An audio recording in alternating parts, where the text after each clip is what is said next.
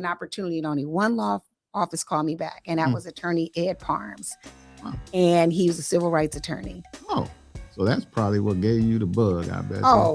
It was there, but he just lit the fire for me. So you were a paralegal with him? I was a paralegal, and I was the office manager for him at his law firm, and he did a lot of civil rights work. And I remember one day they had this article in the paper about one of the private schools there. It was an all-girls private school.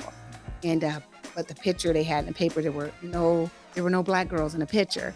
And it just burned him up. He was on fire about it. So he was like, I need you to write this letter for me. So I'm sitting there and I'm transcribing the letter. And he gets to say these pointed things like, why is your school lily white? And I was like, what? Huh?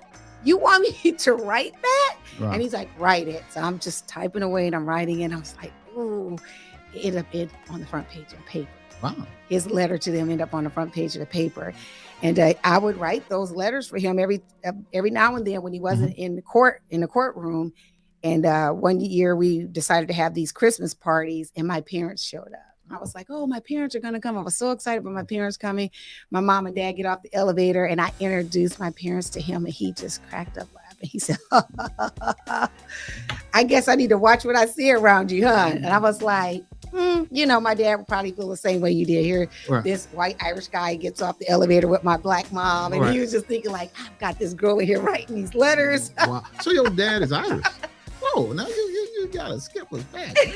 You like tell stories. So, all right, so we gotta go back to the neighborhood. So you grew up, you had a Irish dad and a black mama.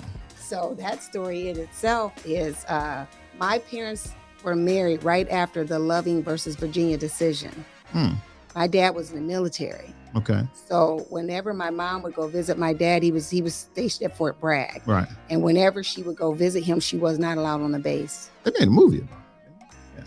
She was not allowed on the base, and the bus driver would never drop my mom off close to the base because he feared for her safety. So whenever my dad would want to visit my mom, he would have to go to the hotel and visit her off base, or they would go and meet somewhere, go hang out where, but she was never allowed on the base. I never understood that till I got older, when my parents passed away not too long ago, and I found this big, it's like a big old luggage, like one of those makeup bags full of all of these love letters that my mom and dad had written back and forth to each other when they were in the military. I'm going to figure out a way to get them published. Talk to my siblings first, but their love story is just so beautiful. And I always would ask, I said, why would you never let me go? And my dad said it was almost like they were feared for my safety, but I was almost like, don't talk about this part of our life because you never know what may happen. And so reading through those letters, I found a letter that came from the United States. I don't know if it was the military branch or it was one of the upper levels of the military, where they were talking about the discrimination that was going on the different bases. And my dad had put in for a transfer. He actually wanted to be transferred to Alaska. Wow. Because of the racism. So I found that, and I was like, I can only imagine how that was for them and what they dealt with, because my dad went to South High School, which was an older high school in Akron, but my dad was only one of like 3 or 4 white people who went to South. It was a predominantly black high school. Wow. And so my dad and my mom would go to games together, and my dad, and you have to really love somebody to put up with what my mom and dad put up with. They were fighting all the time. My mom would jump in a fight in a minute if somebody wanted to fight my dad for being with my mom. My mom was. So they were my mom was Angela Davis. My mom was Angela Davis. Wow. I'll tell you. Wow. And I love their love story. I just love it because it just really shows that when you really love somebody, all that other outside noise you can work through, and it is probably harder for him than it was for my mom. We grew up in our neighborhood where I grew up in.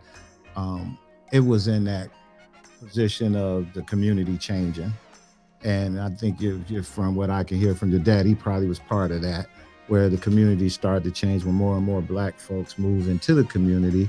And more of the white people moved out of the community. But then there were them white folks who were stuck there, who wasn't moving. They were there, their family bought houses there, or they got them, or just wasn't in no position to move. So they lived among black people, and they were cool. You know what I mean? And you will see the white dude who will be dating a sister all the time, and, Well, wouldn't be afraid right, of yeah. it, and would, just like you say, willing to fight about everything because they grew up in the community of that. Well, my dad's family, my grandmother, she had kids by a black man. She had she had white kids. She had biracial kids. So it was probably even worse for her than it was for my parents, because here she was with these biracial children, but then she had the white set of kids, and it's so funny because I remember those days where, you know, certain people in that side of the family, they had no love for us. Right. I can imagine. No love for us. It was none of that. It was, no, you're not coming over here for a family function. None of that. My mom was jazzy though. So my mom, she would tell you just how it was and how it is and how it should be. And you didn't have to like it, but you were going to hear about it. And so, yeah, it's a beautiful story to tell for sure. So tell me. Strategic moves with Ken Dow. This is Strategic Moves with Ken Dow.